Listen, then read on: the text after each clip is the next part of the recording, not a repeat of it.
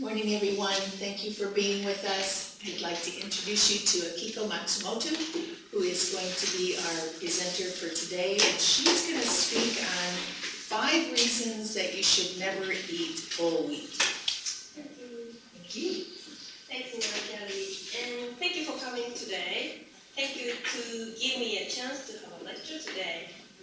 So, today I explain 5 reasons that you should never eat whole wheat. So, today's contents are relationship of wheat, blood sugar, and insulin. And the leaky gut syndrome. Have you ever heard leaky gut syndrome? Yeah. Here, the destroyed gut barrier because of wheat. Or, of course, because of heavy metal or other toxins. But today I will speak about wheat. So first, let me introduce myself. I'm a doctor of internal medicine since 1992 in Japan, specialized in intestine and liver. So I worked like 15 years in Japan. So now I'm here and coaching nutrition and lifestyle. This is a certification of the medical doctor in Japan. I wrote some books and I have a YouTube channel. Are you familiar with modern disease? Allergy such as eczema, asthma, hay fever, food allergy, cancer, a lot of kind of cancer, and metabolic syndromes such as heart disease, hypertension, diabetes, hyperlipidemia, osteoporosis, and depression or autism or some other mental disease, and also autoimmune disease such as rheumatoid arthritis or Hashimoto disease. There are so many modern diseases, but like more than 1,000 years ago, there were no such kind of disease. One root cause of modern disease are destroyed intestinal barrier and damaged gut cell with toxin such as bad foods, mental stress, inappropriate sleep, or medicines. Of course, inappropriate exercise. So once barrier is destroyed, carcinogens or allergens are absorbed into bloodstream. At the same time, nutrients cannot be absorbed. So in time, you get disease such as osteoporosis or anemia, cancer, allergy, and so on. Because of the toxins and malnutrition, we should protect our gut barrier. To protect our gut barrier, everything is important, such as how to eat, like how many times you chew, what time do you eat, or how feel when you eat is really important. And also what to eat, appropriate sleep and exercise, and also control mental and physical stress. One way is, of course, meditation. It's very important. But it's difficult to change all, but easy to change diet because you should think about food only when you eat, or only when you buy, or only when you order at the restaurant. So it's easy to change your diet. So which is easier to become healthy? What do you think? Eat good food or eliminate bad food? Both, but B is more easier because prevention is better than treatment. To eat good food is like a treatment, but eliminate bad food is like a prevention. But there are so many bad ingredients such as MSG. Do you know MSG? Yes. And pesticide, high fructose corn syrup, preservatives, artificial colors, fertilizers, commercial vegetable oil, commercial cow's milk, and also GMOs. There's so many GMOs in here, United States, and also in Japan, because we imported a lot of foods from here. But wheat is one of the worst foods. And also, even if organic or wheat or handmade, it's not healthy. There's 5 reasons that wheat is not so good. Because 1, raised blood sugar level. And 2nd, gluten intolerance. And 3rd, anti-nutrients such as phytic acid or proteinase inhibitor. These are only exist in whole grain. White bread doesn't include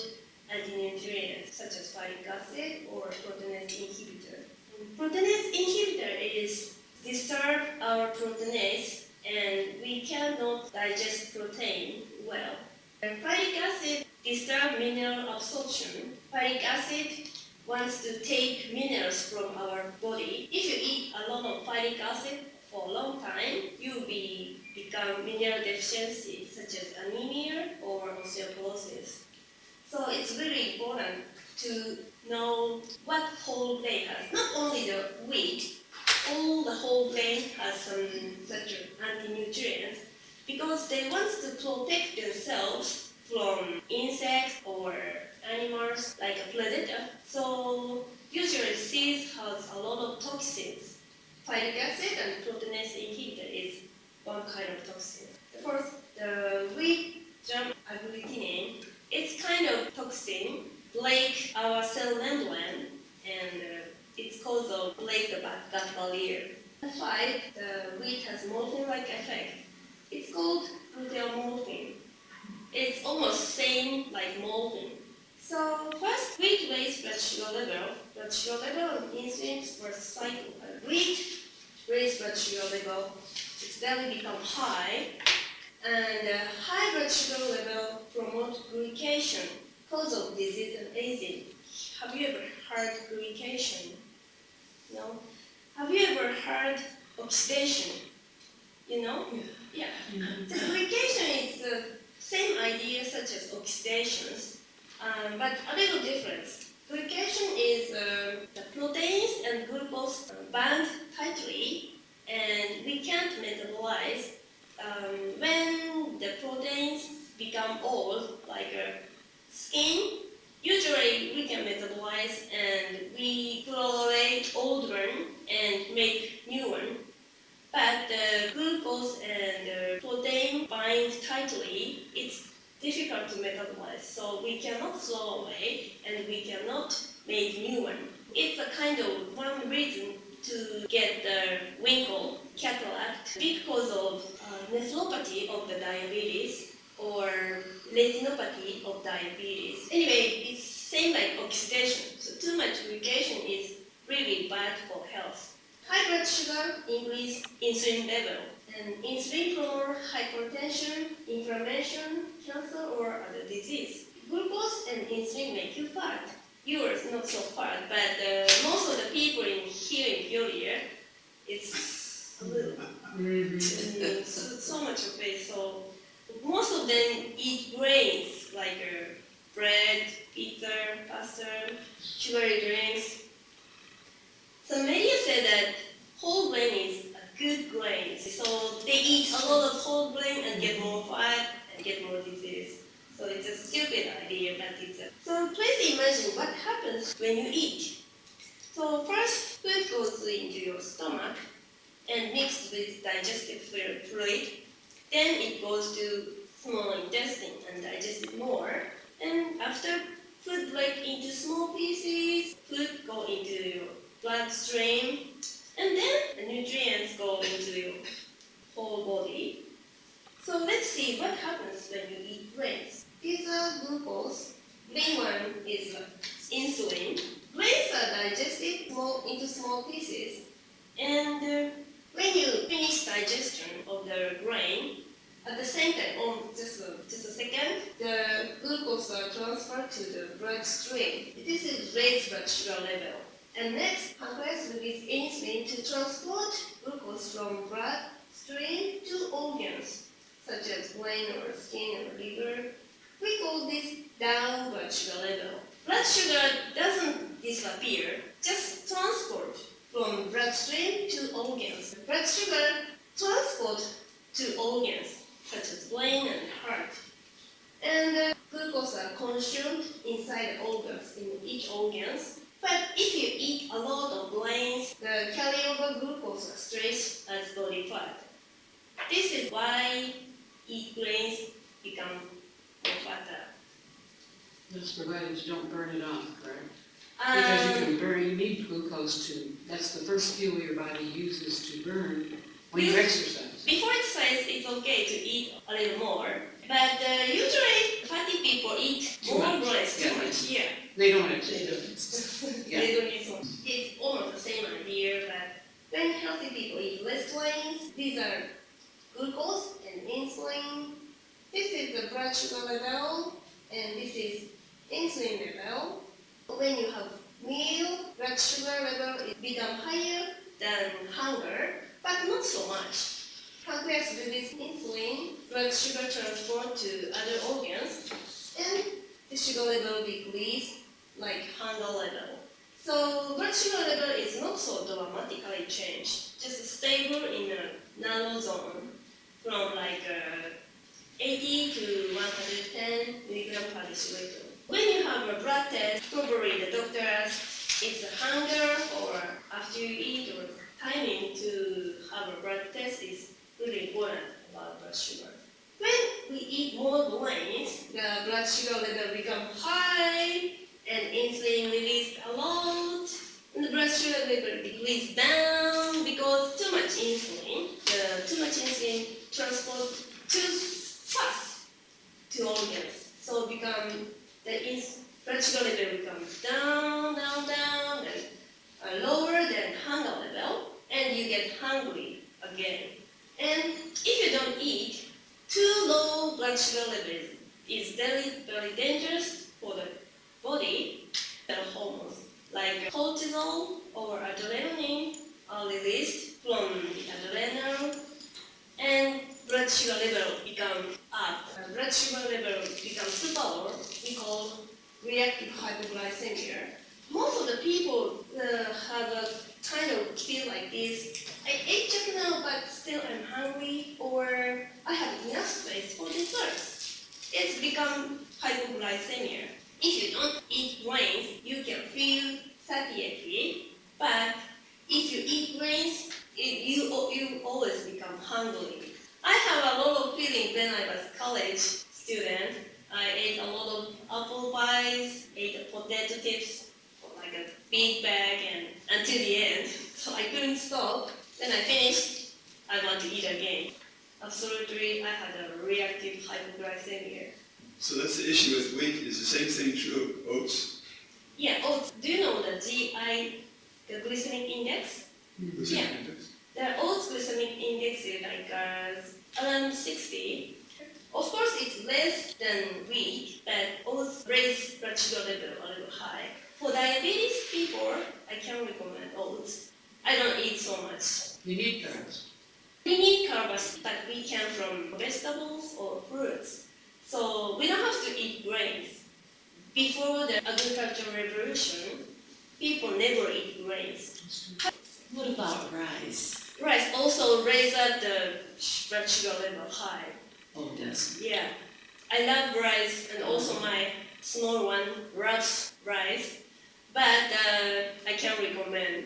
I eat sometimes, just once in a month or something like that. If you love sushi, just eat fish, no, not rice. So what about these ancient grains that get talked about? Quinoa. Yeah, ancient grains, spelt wheat or something. Yeah, they also have some problems of gluten, but less gluten than modern gluten. Well, actually, wheat wasn't too bad until they started hybridizing it and increasing the amount of chemicals in it Right. Yeah, and genetically modifying it. Because people weren't obese 50 years ago. So I think that the change has been in Yeah. agriculture. after Green Revolution, like such as 1950s, wheat or also corn changed. So they need a lot of fertilizer, and they get pesticide. The rice is the same. They need a lot of fertilizer and pesticide. So, and also rice has arsenic. Even if it's organic, rice has arsenic than other grains. So to avoid it, it's better. Okay, cool. What about like, there's a lot of talk about sprouted grains, sprouted, Sprouted grain. like, Yeah, but also they have gluten It doesn't disappear? does not appear, so I can recommend even if it's sprouted. I was If thinking, it's sprouted, the proteinase inhibitor or phytic acid will disappear or decrease. So, but the gluten doesn't disappear. but gluten doesn't. Imagine that gluten is like a sticky thing. If there's no gluten, you can't make bread or pizza. So dairy and also malt has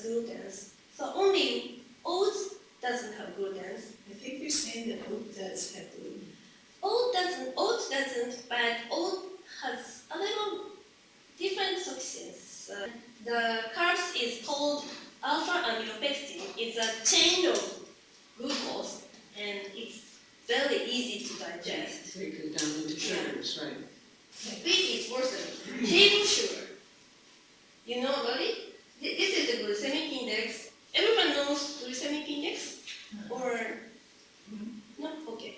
The glycemic index is a relative ranking of carb in foods according to how they affect blood sugar levels.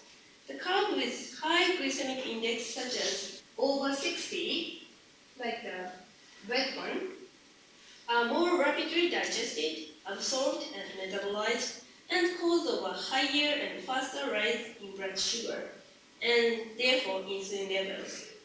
Whole wheat bread is higher than table sugar. Most of the people know sugar is not so good, but the whole wheat bread is worse than table sugar. Because of alpha amylopectin, the grains have alpha amylopectin exchange of glucose. So there are so many glucose inside the grains. Insulin effect, like insulin transfer blood sugar from bloodstream to organs. Because of that, lowered blood sugar. Also, insulin makes muscles. No. Insulin stimulates. Insulin gives you the energy to use. Yes, to use or rebuild muscles. Right. Yeah. But you need the protein to make them. Yeah, of course. It's in bad shape. Insulin has other effects to stimulate making body fat, to disturb to using from body fat, and aging, especially some researchers said brain aging and raise blood pressure level, increase inflammation and cancer cell. So much bad effect insulin has. When you eat grains, we need a lot of insulin and also bad effect of insulin. So to optimal health, of course we need insulin, but not so much level, just a low level. Researchers say that elderly healthy people has low level of insulin when they are hungry. Also when they eat, even with grain, they don't make so many insulin. Because among healthy people, insulin effect is really good, so they don't need so many insulin.